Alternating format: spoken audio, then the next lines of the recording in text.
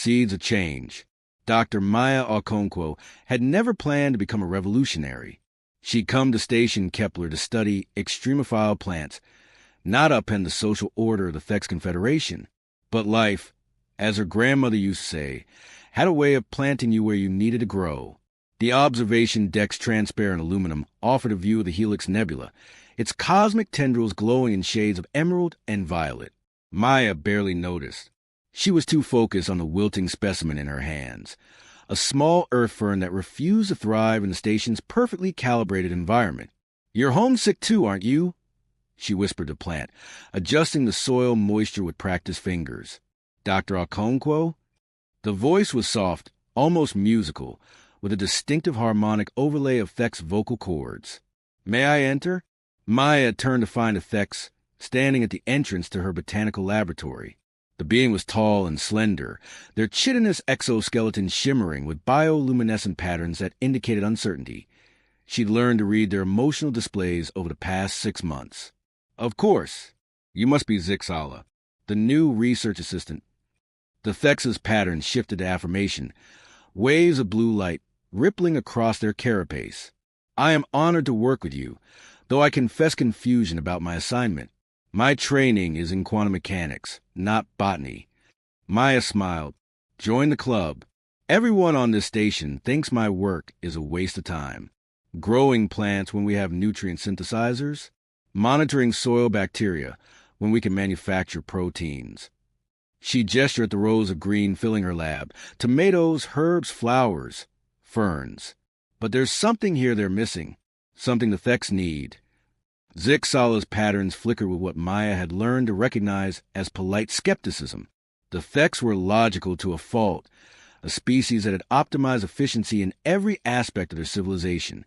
They'd conquered entropy itself through quantum manipulation, could synthesize any molecule, could calculate probabilities 1,000 years into the future. But they were dying. Not physically. Their medical technology kept their bodies functioning for centuries. But culturally, spiritually, they were fading. Birth rates had plummeted. Creative output had dwindled. The vibrant, curious species that had first made contact with humanity a century ago was becoming hollow, going through the motions of existence without understanding why. "The Council believes you may provide insight into our condition," Zixala said carefully, "though I do not see how plants relate to our civilizational decline." Neither did I at first.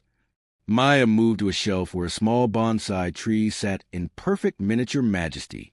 She'd been training it for 5 years, each careful cut and wire placement of meditation. "Tell me, Zixala, when was the last time you did something inefficient? Something that served no logical purpose?" The Thex's patterns went still, confusion. "I do not understand the question. Why would one deliberately act inefficiently?" "That's the problem." Maya touched the leaf of the bonsai, feeling its texture, its life. "Your people optimize everything. Food from synthesizers, perfect nutrition, zero waste. Entertainment from neural stimulators, maximum pleasure, minimum time. Even art is algorithm generated for optimal aesthetic response. You've removed all the friction from life." "Friction is wasteful," Zixala said, but their patterns showed uncertainty now, edges bleeding from blue to purple. Maya picked up a hand trowel, its handle worn smooth from years of use. "Is it? Humans learned something your people forgot. Growth requires resistance. A seed needs to push through soil. A tree needs wind to develop strong roots. Challenge, struggle, even failure. These aren't bugs in the system. They're features." She moved to a workbench where several empty pots waited. "Come here. I'm going to teach you something completely inefficient." Zixala approached hesitantly. Maya handed them a small seedling, a tomato plant she germinated last week. "We're going to plant this. Not with machines. Not with optimal calculations. With our hands." She demonstrated, scooping soil into a pot, making a small depression with her fingers. "Feel the texture. Some clay, some sand, organic matter that's decomposing. It's messy and imperfect and alive." Zixala's 3-fingered hands trembled as they touched the soil. Their patterns went wild, a riot of colors Maya had never seen before. "It is irregular, The particles vary in size and composition. The moisture is not evenly distributed. This is highly inefficient planting medium. And yet, plants love it. Here, take the seedling. Gently support the root ball. Good. Now nestle it into the hole. Fill in around it. Pat it down not too hard. Give it something to hold on to while it establishes itself. For several minutes, the only sound was a soft rustle of soil and leaves. Zixala worked with intense concentration, their patterns cycling through colors Maya couldn't name. When they finished, they stepped back, staring at the planted seedling with an expression she couldn't quite read. "This will die," Zixala said finally. "The conditions are not optimal. The soil composition is irregular. The watering schedule will be imprecise. Logic dictates failure." "Maybe," Maya agreed. "Or maybe it'll surprise you. Maybe the struggle to find water and nutrients will make it stronger. Maybe the imperfection will make it real." She placed a pot near a window where natural light, filtered through the station's radiation shielding, could reach it. "Your job for the next month is to care for this plant. Water it when the soil feels dry. Watch for pests. Support it as it grows. No sensors, no algorithms. Just you and the plant." Zixala's patterns showed what could only be alarm. "But I have important calculations to complete, quantum models to run. This is a waste of my training." "Humor me," Maya said. "Consider an experiment. You're a scientist, right? Test my hypothesis that inefficiency might be valuable." Over the following weeks, something remarkable happened. Zixala came to the lab daily, ostensibly to report on their plant's progress. The tomato was growing, somewhat spindly and irregular compared to the specimens Maya cultivated, but undeniably alive. But more interesting was Zixala themselves. Their bioluminescent patterns became more varied, more expressive.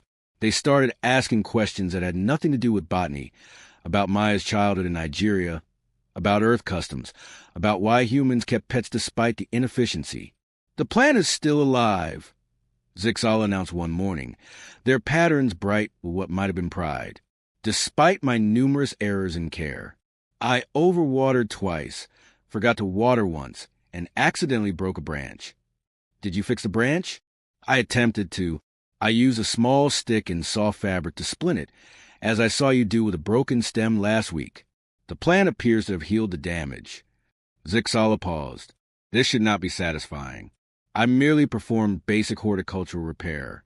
Yet I find myself experiencing positive emotional responses disproportionate to the accomplishment." Maya smiled. "You're proud of it. You kept something alive through your own efforts, imperfect as they were. That's not just satisfying. It's meaningful." "Meaning?" Zixala's patterns went thoughtful, deep purples and blues swirling. "The council wants me to report on whether your research has value. They wonder if human agricultural practices could address our population decline." "It's not about the agriculture," Maya said, gesturing at the rows of plants around them. "It's about what agriculture represents. Care, patience, the acceptance that you can do everything right and still fail, or do everything wrong and somehow succeed. It's about being part of a process larger than yourself, one you don't fully control." She walked to a large planter where a variety of vegetables grew in chaotic profusion. Tomatoes climbing stakes, beans winding around corn stalks, squash spreading across the ground. Humans call this companion planting. 3 sisters. The plants support each other in ways we don't fully understand. It's inefficient by your standards, mixed crops, unpredictable yields, but it works. It's resilient. Zixala stared at the planter for a long moment. "We eliminated such uncertainty from our agriculture 3,000 years ago. Monoculture crops, optimized spacing, calculated inputs, perfect yield every time. And how's that working out?" The Thex's patterns dimmed. 72% of our agricultural worlds have experienced complete soil death. We now grow all food in hydroponic facilities or manufacture it directly from base elements. It is efficient. It's sterile, Maya countered gently. "Soil isn't just dirt, Zixala. It's an ecosystem, billions of organisms working together, creating something greater than the sum of their parts. When you optimize it away, you lost something essential. But we gained efficiency, predictability, control. At what cost? Maya knelt beside the Three Sisters planter, running her fingers through the soil. Tell me honestly, when did your people stop creating new art, new music? When did you stop being curious about the universe and start just calculating it? Zixala was silent for a long time, their patterns cycling through colors too fast to read. Finally, they said, 347 years ago, the last original symphony was composed. 212 years ago, the last novel not generated by algorithm was written. 73 years ago, the last sex chose to reproduce naturally rather than through optimized genetic selection. You optimize away everything that made life worth living, Maya said softly. All the messy, inefficient, beautiful struggle of existence. Can it be recovered? The question was barely a whisper, Zixala's patterns almost entirely dark. Or have we engineered ourselves into extinction? Maya stood, brushing soil from her knees. That's what we're here to find out. To be continued in Part 2. Part 2, the harvest. 3 months after Zixala planted their first tomato, the Fex High Council convened in Maya's laboratory, an event unprecedented in station history. 12 of the most powerful beings in the Confederation crammed into a space designed for one human researcher, their bioluminescent patterns reflecting off glass and chrome in a dizzying light show. Maya had spent the previous night anxiety cleaning, reorganizing her specimens, rehearsing her presentation. None of it mattered. The council's lead representative, an elder named Kixoff, whose patterns move with the slow deliberation of age, cut straight to the point. Dr. Okonkwo, you have made extraordinary claims that our civilizational decline can be addressed through gardening. The elder's patterns showed polite incredulity. The council is skeptical. I understand, Maya said, forcing her voice steady. It sounds absurd, but it's not about gardening Pressy. It's about what gardening teaches. She gestured to Zixala, who stood beside a table laden with specimens, the original tomato plant, now heavy with ripening fruit, alongside dozens of other projects they had undertaken. Zixala, would you like to present your findings? The younger Thex's patterns flared with nervousness, but they stepped forward. Honored Council, I began this assignment with significant skepticism. The premise seemed illogical, that manual cultivation of plants could provide insights into our species' trajectory. However, empirical observation has yielded unexpected data. Zixala touched the tomato plant with something approaching reverence. This organism has taught me several concepts I had previously categorized as inefficient and therefore valueless. Patience. The plant grows at its own pace regardless of my desire for faster results. Acceptance. I cannot control every variable, and attempted over-optimization often produces inferior outcomes. Resilience. When I made errors, the plant adapted rather than failing catastrophically. They paused. Patterns shifting to colors Maya had learned meant deep emotion. Most significantly, I have experienced what Dr. Okonkwo calls investment. The success of this plant matters to me, not because of its caloric value or commercial potential, but because I have tended it. My imperfect efforts have produced something real and growing. This feeling has no logical basis, Kixoff finished. We know. The Council has reviewed your reports, researcher Zixala. Your productivity on assigned quantum calculations has declined by 47%. Your efficiency ratings have dropped significantly. By all objective measures, this experiment has been detrimental. Maya's heart sank. She'd known this was coming, but hearing it stated so baldly still hurt. But Zixala's patterns brightened, almost defiant. Honored Elder, my productivity may have declined, but I submit that I am more productive now than I have been in my entire career. The council members' patterns flickered with confusion. Kixoff spoke again. That statement is contradictory. Explain. Before this assignment, I completed my calculations efficiently. I produced results at optimal speed, but I felt nothing about them. They were tasks to complete, problems to solve, variables to optimize. I performed my function, but I had no investment in the outcomes beyond their efficiency ratings. Zixala picked up a tomato, still green, but beginning to show hints of red at its base. This fruit is not optimal. It is irregularly shaped. Its growth required more resources than synthesized nutrients would have consumed. By every efficiency metric, it is a failure, but I grew it. My decisions, my actions, my care brought it into existence. And I find that I wish to grow more, to experiment with different varieties, to understand not just how to calculate optimal growth conditions, but how to work with the plant to achieve something beautiful. Beauty is subjective and therefore relevant to productivity, another council member stated. Is it? Maya couldn't stay silent any longer. With respect, Honor Council, I've spent 6 months studying your people, your incredible technology, your mastery of quantum mechanics, your vast computational power. You can calculate the probability of any event a millennium in advance. You can manipulate matter at the quantum level. You've essentially become gods. She moved to stand beside Zixala. But godhood is lonely, isn't it? When was the last time any of you were surprised? Delighted? Disappointed? When did you last create something? Not because it was optimal, but because you wanted to see if you could. Kixotha's patterns went very still. The other council members seemed to be waiting. Your birth rate is declining because your people see no point in creating new life. Maya continued, her voice gaining strength. Why bring children into existence when their development can be perfectly calculated, their potential completely predicted? There's no mystery, no discovery, no hope or fear or wonder, just probability curves and optimization algorithms. She picked up a seed packet, marigolds, cheerful and uncomplicated. This packet contains approximately 50 seeds. I can tell you the optimal planting depth, spacing, and water requirements, but I cannot tell you exactly how each plant will grow. Some will be tall, others short. Some will bloom profusely. Others will struggle. Each seed contains infinite possibility constrained by genetics and environment, but never fully determined by either. Maya opened the packet, pouring a few seeds into her palm. This is what you've lost. Possibility. The understanding that the future is not a calculation, but a garden. Something you plant and tend and hope for, but cannot fully control. Control is what separates civilization from chaos. A council member objected.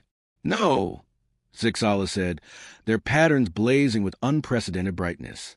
Control is what separates existence from life. I have spent 3 months learning this distinction. Before I existed, I processed. I calculated. Now I live. I anticipate my plant's needs. I feel satisfaction when it thrives, concern when it struggles. I make mistakes and learn from them. I am, for the first time in my life, engaged with something beyond pure logic. They turned to the council, patterns cycling through every color Maya had ever seen and several she hadn't.